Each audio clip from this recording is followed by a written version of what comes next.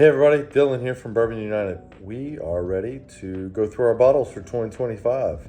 Got them all laid out. Figured we'd just walk around, show them to you, talk a little bit about each, not get too far down into the rabbit hole on the details of each. We will pick our probably top 25 and then go from there on what they are and get deeper on those 25 because there's so many bottles, and then go into maybe a top 10 or 12 with a blind and pick our best for the year. So without further ado, we will dive right in, talk about the bottles we grabbed. So these technically were at the end of 2024, very end of 2024, right, literally right before Christmas. We got these last year, so really wasn't able to do much with them as far as a review or go too deep into them. But these are both New Era Buff Turkeys. These are some picks that the flight crew did. Amazing. Been nursing these because they're so good, but really haven't done a deep dive review on these. Really will plan to do that this year. I'm going to push these into the 2025 list. Grabbed a New Riff 8 year as well as a single barrel. We picked up some, if you guys are familiar with the Bourbon Junkies podcasters, they have the Pursuit, not Pursuit. Pursuit Spirits is the other podcasters. This is Evernorth Spirits Company. That's the Night Stalker, and this is the Essence Rye Whiskey. Picked those up this year. Grabbed, of course, the Penelope Wheated and the Bardstown Wheated, as well as a Bourbon Lore pick that was done. It was a collaborative series from Bardstown. Got the Flight Crew pick, of course, from Bardstown. Got the Cash Strength Cream in Kentucky. Grabbed a couple of Dark Arts picks. This is a wine cask finish, and this is the Toasted Mizunara Oak Staves finish. One of those is the Bourbon Fest pick. Old Rick Barrel Company, grabbed one of those. Got two different good old times American whiskeys. One's a honey cigar batch, one is just a regular cigar batch. Those are both 130, 126 proof. This one here is sitting at 120 proof. Got a Frey Ranch single barrel pick here, a Specs pick. We did snag the Old Granddad 7-year bottled and bond. Pursuit United double barrel or double oak. Got a couple of Russell's picks, a Canadas and a Zappardo's pick. Can't pass up a good Russell's pick, especially when you're looking at some of the older ones. It's a good Still Austin Flight Crew and Triple Nickel pick here.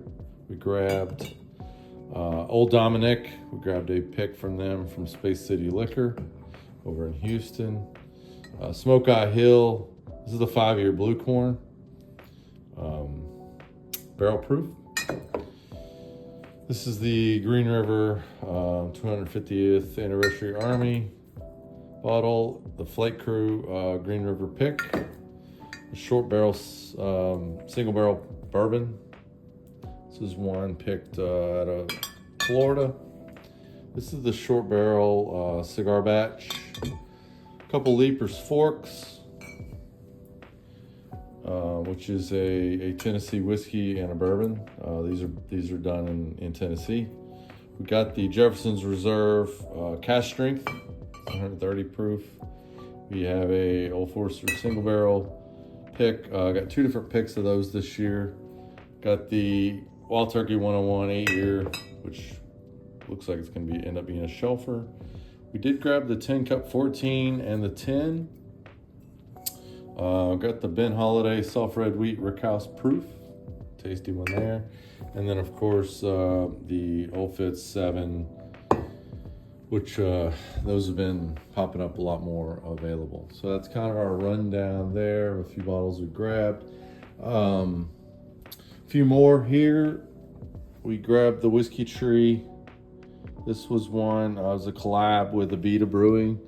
It was done with their pecan ale finished single barrel. beer / whiskey pick. Did get an Old Scout 7-year single barrel pick from a store in Houston. Got the Penelope cigar batch.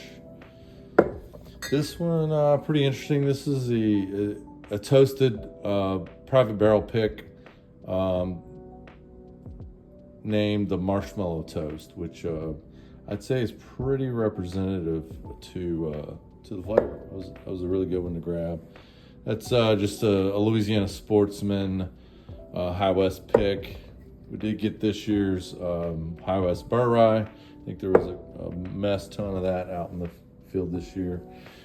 A couple of Old Elk bottles that we had snagged as they were kind of coming to the end of what's available, going out. The double oaked Woodford Reserve. And then, of course, we grabbed quite a few ryes this year. We got a really good single barrel, short barrel rye. Got the Sagamore 10-year. Earlier this year, we did a review on this one. This is the toasted Elijah Craig rye. One of my favorites. This is probably going to end up being in the top 5 or 10 of the rye of the year. This is the Sweet Mash Rye from Hard Truth. Truly one of my favorites there. Loving it. RY3 rye whiskey. It's a rum cask finish. Sure y'all all saw these. These are the Sazerac ryes. The 100 proof and the 125 both came out in the last couple weeks. I personally like the 125. It's only a few bucks more. I would go with the 125 over the 100. This is the Toasted Peerless Rye. Really great. Another RY3. That's a wine finished rye. And then hard to go wrong with the old Overholt 11-year rye there.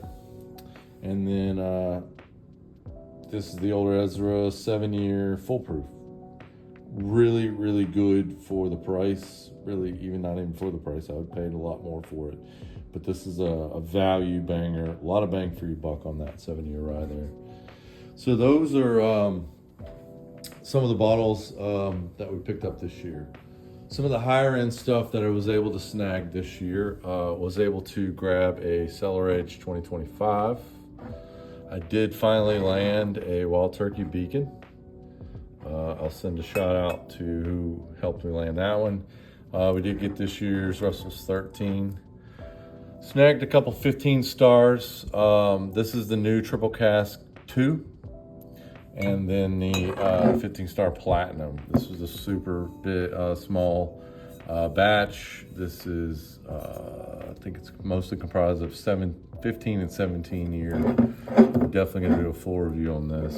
15 stars if you haven't gotten any of their stuff. We're blending a lot of great stuff while waiting on their distillate to get old enough. This is Doc Holliday 15 year. Calumet 18. Probably going to be in the top 10. I would say maybe top 5 for bourbons of the year. This is the little book for this year, the 2025, the Infinite 2. Jack 14. Was finally able to grab one of these pretty recently. This was did not think I was going to end up getting one in this year. That one I've tasted it at Bourbon Fest. It was really good. Haven't popped this one yet. This will probably get opened. A lot of these will probably get opened on Christmas, and get an initial pop on these, and then we'll start doing our reviews between Christmas and New Year's on these. This is a Jack Daniel's single barrel Heritage. This is the toasted one. I've heard these are going to be readily available and mostly at MSRP, so I would not run out trying to find one of these above MSRP. That's the Coy Hill for this year. This is Fang Pursuit. This is Orphan Barrel 17 year. A little on the fence about if that one was worth it or not. Obviously low proof. This was this year's Four Roses Father's Day single barrel. 15 year Four Roses. And then we did snag the Old Carter Bourbon LA4, as well as the American Whiskeys 14 and 15 year, or batch 14 and 15. So those were some of the higher end stuff. I was able to also get through quite a few rare character bottles. Some of my favorites now are a lot of this rare character. I snagged the old, I should say the 4-gate Bluegrass Trilogy 1, 2, and 3. I think we grabbed, this was the Prisoner, High West, and Midwinters, which there's a ton of that in the market now. Also, as well, we got some more rare characters, 1 and 2 batch. What else did we snag this year? We got the new President's Choice, and I got a CYPB. Yeah, I think that's about it. There's probably a few more. Oh yeah, there is a few more. So we did get the new K-Luke.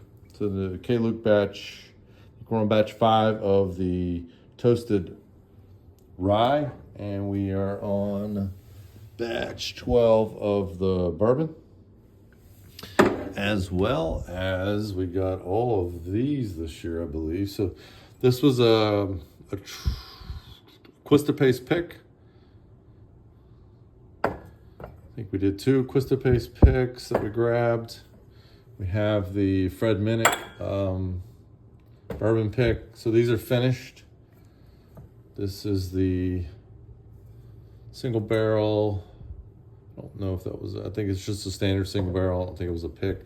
This is this year's Keenan Cabernet barrel finish, which is definitely, I think, better than the previous version of that. And we got the batch 4 of the toasted bourbon, as well as a couple other ones. So we got the cognac pick from Spillway Wine and Spirits.